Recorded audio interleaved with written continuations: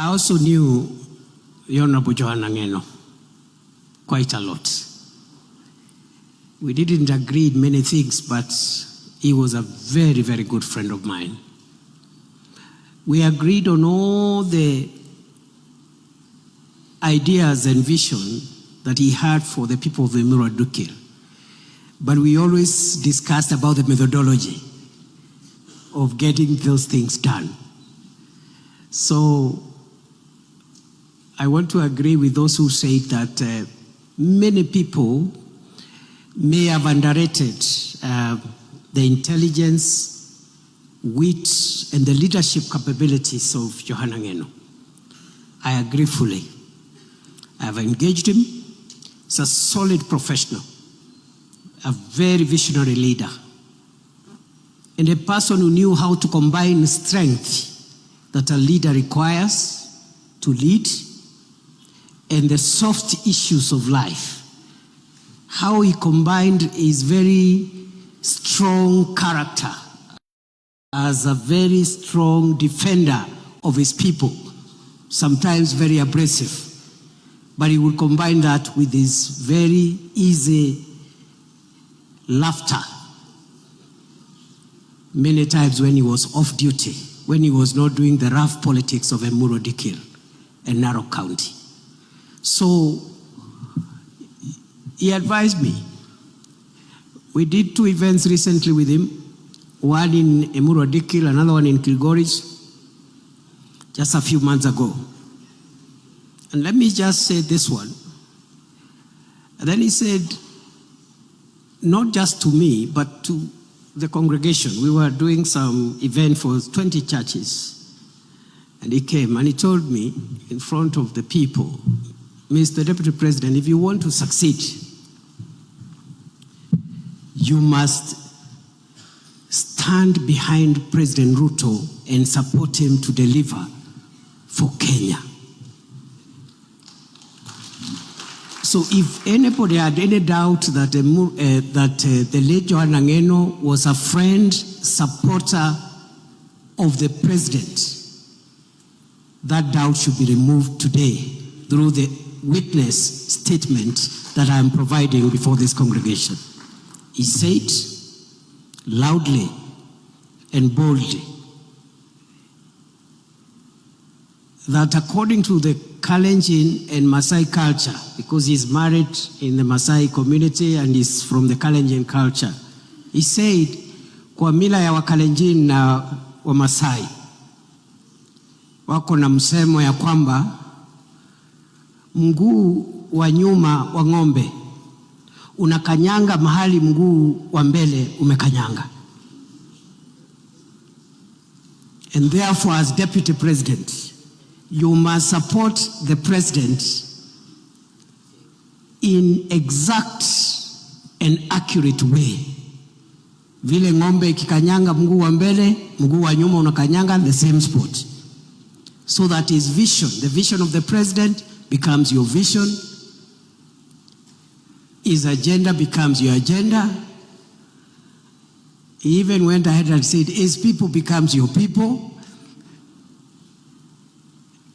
And everything the president aspires to do becomes your aspiration. So that was Johanna Ngeno. And therefore, I have lost a brother and a friend to many people who are here.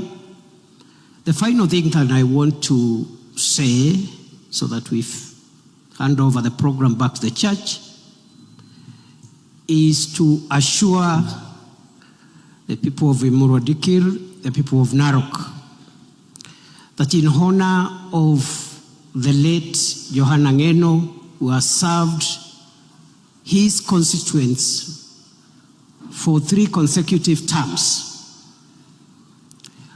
all the ideals that the late Johanna Ngeno had for Emuru Dikir and for the people of Narok will be honored. And the government will make sure that we will balance the interests of the communities in Emuru Dikir and in Narok and provide a sustainable, long-lasting win-win solution that balances environmental conservation with also the interest of the population in that area. It is not one against the other. You can have the protection of the Mau ecosystem and at the same time grant land rights to the genuine people who have found their home in a Murodikil constituency. So in honor of Johana Ngeno, the government will work out a program which is already on course to balance the environmental interest with the interest of the communities, because Johana Ngeno believed in peaceful coexistence, he believed in justice and equity, and he believed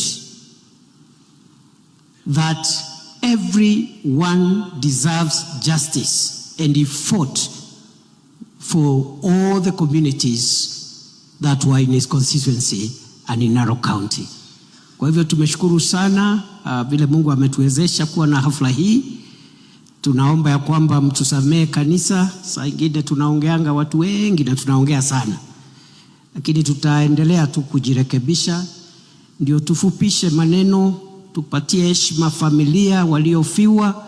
Tuko na nafasi nyingi sana ya kuongea outside some of these very personal events like funerals and weddings, which are quite personal to the family. So we are growing. We are trying to moderate ourselves, and in the future we will have shorter events so that the family can have ample time to grieve and to feel comforted. Mimi ndio nimesema nimefanya makosa, sio nyinyi. I see some of the politicians are looking at me as if I've accused them of anything. I have not accused anybody. I'm just saying let's try going forward to be a bit more measured and to respect events like this ones where we have grieving families and people who have been affected by the loss of their loved ones. Kwa hayo mengi, nawashukuru sana. I wish you all the best. You have my personal commitment. You have the commitment of President William Ruto and the government of Kenya to support all the 6 families in the manner in which I've explained. Asanteni sana.